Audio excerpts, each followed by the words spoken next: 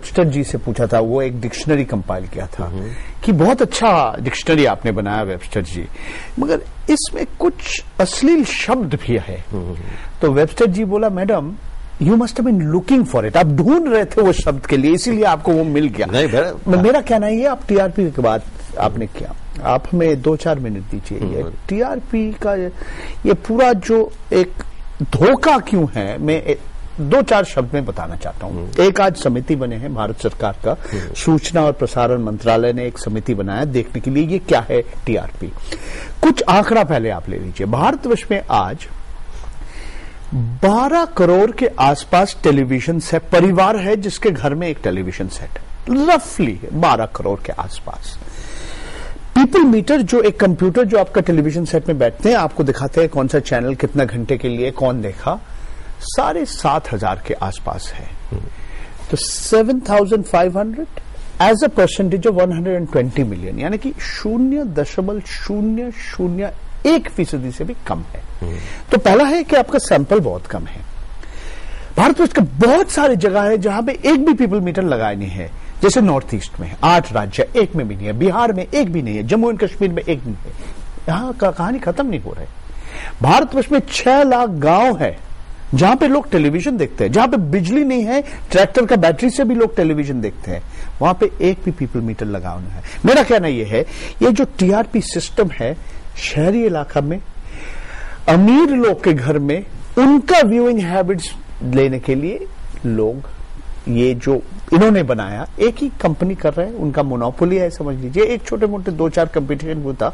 तो मेरा कहना है कि अगर आप पूरा टीआरपी के आंकड़े के ऊपर जाएंगे तो आपको असली तस्वीर आपको नहीं मिलेगा।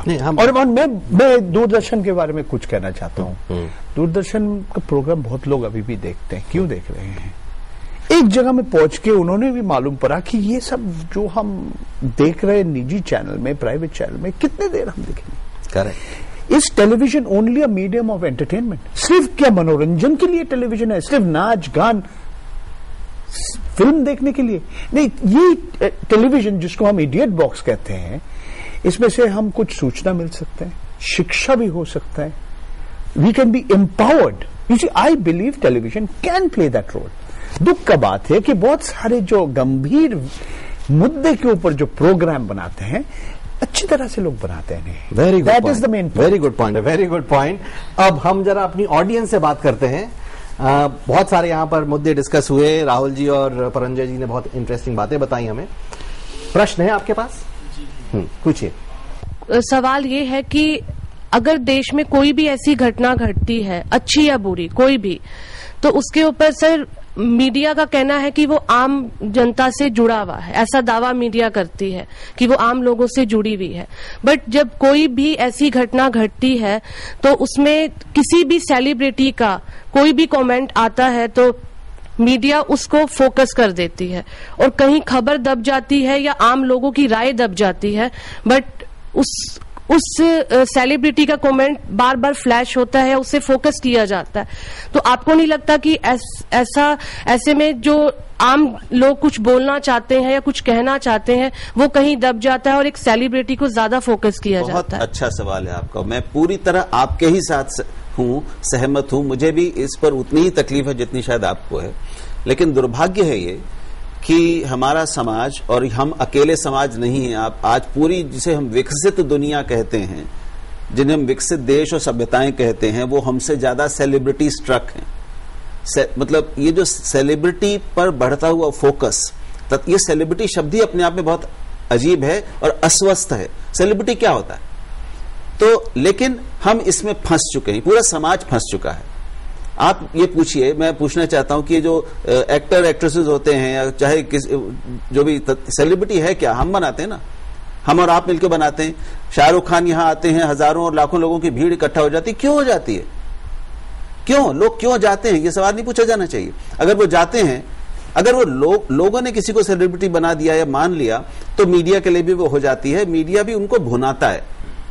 मैं एक मीडिया के प्रतिनिधि के रूप में आपसे कहता हूं और मानता हूं कि हम सेलिब्रिटी को भुनाते भी हैं, एनकैश करते हैं और हम उसको प्रमोट भी करते हैं। ये अस्वस्थ है। मैं इसको अच्छा नहीं मानता। मैं आपकी तरह सहमत हूं कि आम आदमी की आवाज ज्यादा आनी चाहिए।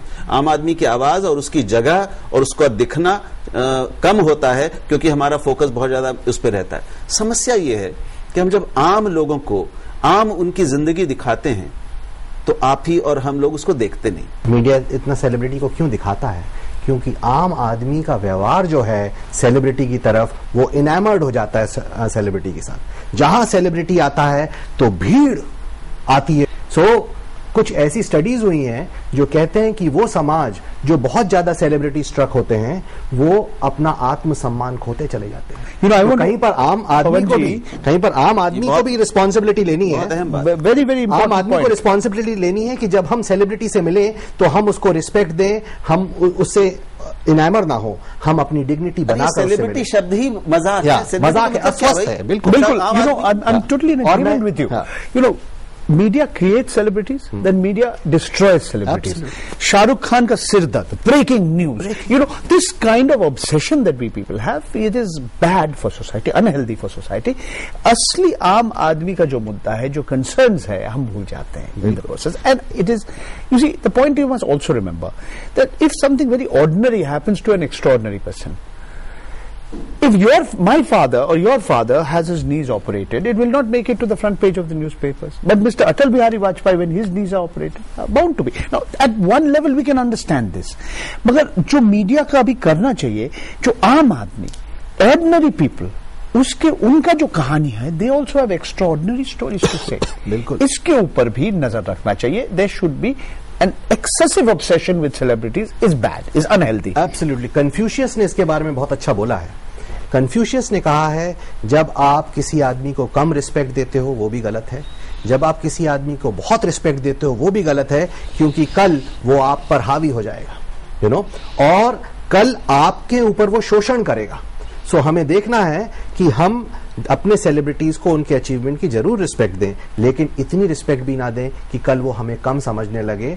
और जैसा कि आज होने लगा है, आज सेलिब्रिटी के अगेंस्ट कोई भी उंगली उठाता है, सेलिब्रिटी इल्जाम का जवाब नहीं देता, सेलिब्रिटी कहता है तुम हो कौन। देखिए, मैं ये अक्सर कहता हूं मीडिया के लिए, मैं इसको मीडिया की कमी के उदाहरण के रूप में कहता हूं कि इस देश में गरीब को, इस देश के किसान को मीडिया में आने के लिए, सुर्खियों में आने के लिए आत्महत्या करनी पड़ती है। Very good. ये कड़वा सच है, कड़वा सच, और हम इसके अपराधी हैं, हम मानते हैं। देखिए, it's bad for our society. जैसे अभी अभी राहुल जी ने कहा कि एक किसान को आत्महत्या करना पड़ता है मीडिया का आने के लिए, एक महिला को अंडरवेयर पहन के सड़क में she has to walk in the middle of the road. क्यों? वो पब्लिक को बताना चाहते हैं कैसा अत्याचार हुआ उनके ऊपर। तो this does not say, it does not give a good picture of our society. हमारा अपना समाज का जो छवि है, ये अच्छी तरह अच्छी नहीं लग रहा है। अगला प्रश्न। अभी हमने यहाँ पे एक डिस्कस करा था एक टॉपिक कि मीडिया कुछ गलत चीजों को भी प्रमोट करता है कभी कभी।